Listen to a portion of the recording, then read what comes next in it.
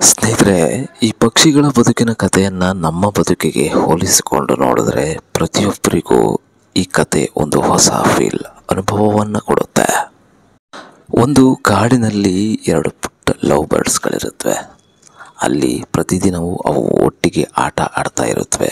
ಅಲ್ಲೊಂದು ಸುಂದರವಾದ ಒಂದಷ್ಟು ಪಕ್ಷಿಗಳು ಜೊತೆಗೂಡಿ ಆಟ ಆಡ್ತಾ ಇರುತ್ತವೆ. ತುಂಬ ಸುಂದರವಾದಂತಹ ಈ ಲವ್ ಬರ್ಡ್ಸ್ ಪಕ್ಷಿಗಳು ಒಂದನ್ನೊಂದು ಬಿಟ್ಟು ಇರೋದಿಲ್ಲ.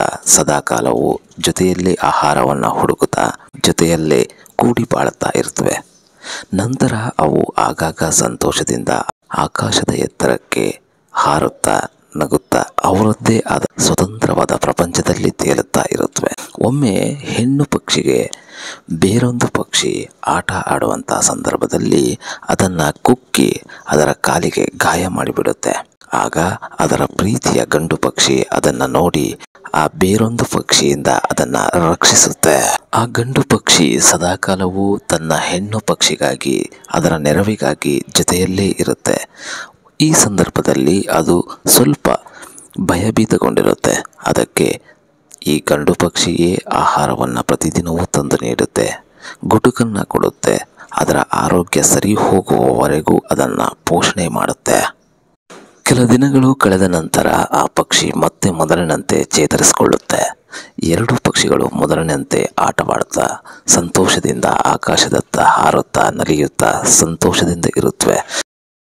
ಕೆಲವು ದಿನಗಳು ಕಳೆದ ನಂತರ ಅದೇ ಕಾಡಿಗೆ ಮತ್ತೊಂದು ಪಕ್ಷಿ, ಅತಿ ಸುಂದರವಾದ ಪಕ್ಷಿ ಹಾರಿ ಬರುತ್ತೆ.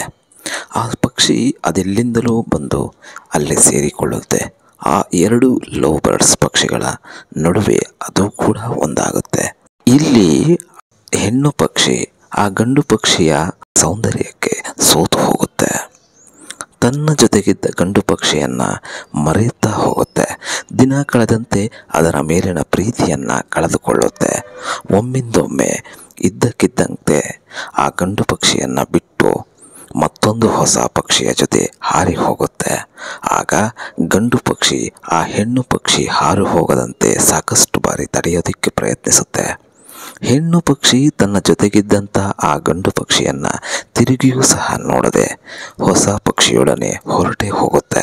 ಗಂಡು ಪಕ್ಷಿ ಒಂಟಿಯಾಗಿ ತನ್ನ ಸಂಗಾತಿಯನ್ನು ಕಳೆದುಕೊಂಡು ಬಿಕ್ಕಿ ಬಿಕ್ಕಿ ಅಳುತ್ತೆ, ಬೇಸತ್ತು ಕೋರುತ್ತೆ, ಸದಾಕಾಲ ಮೌನ ಮತ್ತು ಒಂಟಿತನದಿಂದ ಕೂಡುತ್ತೆ.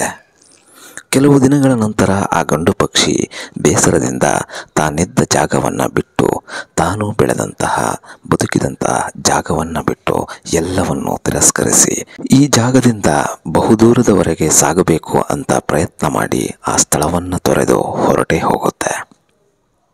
ತನ್ನ ಸುಂದರ ಬಾಳ ಸಂಗಾತಿ ಇಲ್ಲವಾದ ಮೇಲೆ ನಾನಿದ್ದು ಏನು ಪ್ರಯೋಜನ ಅಂತ ಹೋಗ್ಬಿಡುತ್ತೆ. ಅಲ್ಲಿ ಬಿಸಿಲಿನ ಬೇಗೆಗೆ ಬಹುದೂರ ಹಾರಿ ಸುಸ್ತಾಗಿದ್ದಂಥ ಆ ಪಕ್ಷಿ ಒಂದು ಮರದ ಮೇಲೆ ಕೂರೋದಿಕ್ಕೆ ಪ್ರಯತ್ನಿಸುತ್ತೆ. ತಕ್ಷಣ ಅದು ಕೆಳಗೆ ಬಿದ್ದು ಅಲ್ಲಿಯೇ ಸುಧಾರಿಸಿಕೊಳ್ತಾ ಇರುತ್ತೆ. ಅದಕ್ಕೆ ಹಾರೋದಿಕ್ಕೂ ಸಹ ಆಗೋದಿಲ್ಲ. ಅಲ್ಲಿಯೇ ನೆಲದಲ್ಲಿ ಕುಸಿದು ಬೀಳುತ್ತೆ. ಈ ಸಂದರ್ಭದಲ್ಲಿ ಅದಾವುದೋ ಮತ್ತೊಂದು ಪಕ್ಷಿ ಅದಕ್ಕೆ ಸಹಕಾರ ನೀಡುತ್ತೆ. ಅದಕ್ಕೆ ಕೊಕ್ಕಿನ ಮೂಲಕ ನೀರನ್ನು ಉಣಿಸುತ್ತೆ. ಅದು ತನ್ನ ಆರೋಗ್ಯವನ್ನು ಚೇತರಿಸಿಕೊಳ್ಳುವುದಕ್ಕೆ ಸಹಕಾರ ನೀಡುತ್ತೆ. ಸ್ವಲ್ಪ ಮಟ್ಟಿಗೆ ಆ ಗಂಡು ಪಕ್ಷಿ ಮತ್ತೆ ನಿಧಾನವಾಗಿ ಚೇತರಿಸಿಕೊಳ್ಳುತ್ತೆ. ಆಗ ಸಂತೋಷದಿಂದ ಆ ಹಕ್ಕಿಯನ್ನು ಕಂಡು ಕಣ್ಣಲ್ಲಿ ನೀರು ಸುರಿಸುತ್ತೆ. ಆ ಹಕ್ಕಿ ತನ್ನ ಸಂಗಾತಿಯೇ ಆಗಿರುತ್ತೆ.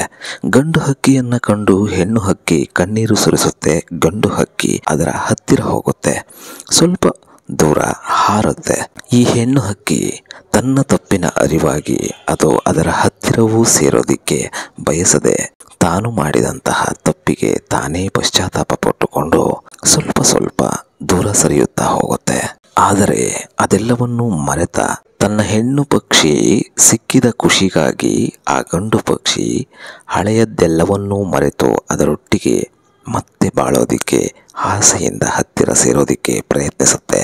ಈ ರೀತಿ ಇದ್ದಾಗ ಅದು ತನ್ನ ಸಂಗಾತಿ ತನ್ನನ್ನು ಎಂದಿಗೂ ಮರೆಯೋದಿಲ್ಲ, ತನ್ನ ಮೇಲೆ ಕೋಪಗೊಂಡಿಲ್ಲ ಅನ್ನೋದನ್ನು ಅರಿತು ಅದರೊಂದಿಗೆ ಮತ್ತೆ ಮೊದಲಿನಂತೆ ಬಾಳೋದಿಕ್ಕೆ ಶುರು ಮಾಡುತ್ತೆ.